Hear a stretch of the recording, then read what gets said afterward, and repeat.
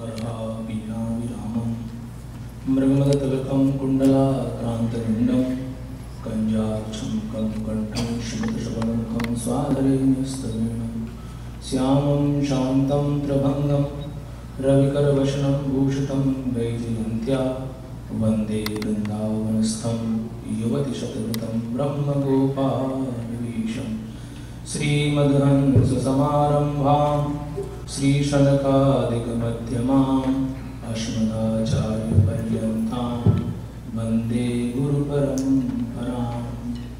गुरुर्ब्रह्मा गुरुर्विष्णुः गुरुर्देवो महेश्वरः गुरुर्साक्षात् परब्रह्म तस्मै श्रीगुरुवे नमः। बुद्धिहीनतनुजानके स्वमिरहु पवन कुमार बल बुद्धि विद्या देहु मोहे हरहु कलेश विकार। श्रीमन्नारायण नारायण नारायण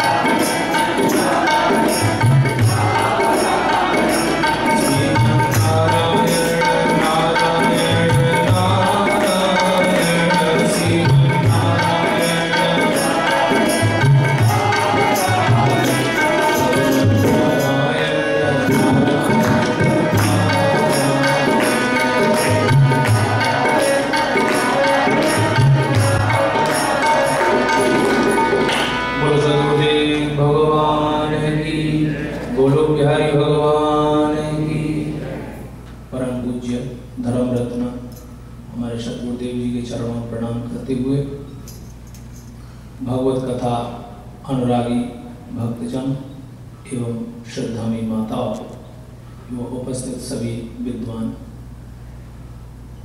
देखिए आज जो हम लोग यहाँ पर उपस्थित हुए हैं, हम लोग सभी, आप ही नहीं हम भी, हमारे सद्गुरुदेव जी के मुखारविंद से जो अमृत की जो बूंदें निर्झर होने वाली हैं उनको सुनने के लिए यहाँ पर उपस्थित हुए हैं।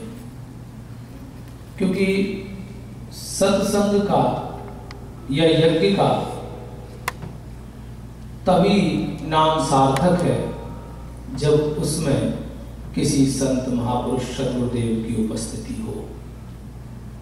देखिए इतना बड़ा यज्ञ हम लोग करने जा रहे हैं, ये सत मुखात्मक चंडी याग है। जो हमारी माँ दुर्गा है वो अपने 100 मुखों से हम लोग से आहुति ग्रहण करेंगी। मैं आपको इसके बारे में पहले भी बता चुका हूं कि दुर्गा का हवन यज्ञ पूजा करना अनिवार्य है जीवन में, क्योंकि माँ दुर्गा की कृपा से घर में अन्न, वस्त्र, धन आदि की मात्राएं पर्याप्त बनी रहती है, उनका आशीर्वाद मिलता रहता है। क्योंकि यो न पूजयते नित्यम, जो दुर्गा का पूजन ना करें समय समय पर, उनको परेशानी उठानी पड़ती है प्राय। लेकिन हम लोग गृहस्थ धर्म में रहते हैं तो गृहस्थी को समय समय पर सभी का पूजन करें, परंतु जो गुरुदेव के द्वारा मंत्र या उपासना बताई गई है वो मुख्य है, उसको कभी ना छोड़े। लेकिन गृहस्थ को समय समय पर ये सब करते रहना चाहिए। तो सतचंडी यज्ञ का मतलब मैं आपको कई बार बता चुका हूँ, उसका विधि विधान नवरात्रि में या कभी भी हम लोग जब हम पर समय हो करें। और दुर्गा की उपासना करना हमारे जीवन में अनिवार्य है, क्योंकि भगवान, देखिए कई लोग तो यहाँ तक कहते हैं, कवि ने कहा कि मांगत भीख महेश फिरे, कभी भैरव एक न अन्न अधेला, एक मुख होए तो पूर्व परे, मुख ही मुख को भरमार झमेला, शीस चढ़े सहसानन है, बड़ पेट गजानन गोद गदेला, चतुरानन बाप पचानन आप, सड़ानन पुत्र दसानन चेला। भगवान शंकर के परिवार में सभी लोग खाने वाले हैं, वो भी थोड़ा थोड़ा नहीं खाते। देखिए भगवान शंकर के सिर पर हमेशा सहस्त्र मुखों वाला फणों वाला सर्प विराजमान है, वो कुछ ना कुछ तो खाता ही होगा। गोदी में भगवान शंकर की में विराजमान है, इतने बड़े पेट को लेकर भगवान श्री निर्विघ्नेश गणपति। उनके पिताजी ब्रह्मा 4 मुख से खाते हैं, स्वयं महाराज पंचमुखी से होते हैं। इसके बाद उनके पुत्र हैं, उनके 6 मुख हैं कार्तिक के, और चेले ने तो कमाल ही कर दिया, उसके 10 मुख हैं। इतना बड़ा परिवार, भगवान शंकर करते कुछ नहीं, सिर्फ हरे राम राम राम हरे हरे, हरे कृष्ण कृष्ण कृष्ण हरे हरे बैठे रहते हैं। उसी की व्यवस्था सब माँ अन्नपूर्णा बनाती है। क्योंकि भगवान शंकराचार्य ने भी कहा, भवानी तुत्पाणि ग्रहण पर पाटी फलमिदम नमोक्षस्याकांक्षा। यदि माँ अन्नपूर्ण, जब से भगवान शंकर का आपने पाणी ग्रहण किया है, तब से भगवान शंकर पर कोई कमी नहीं।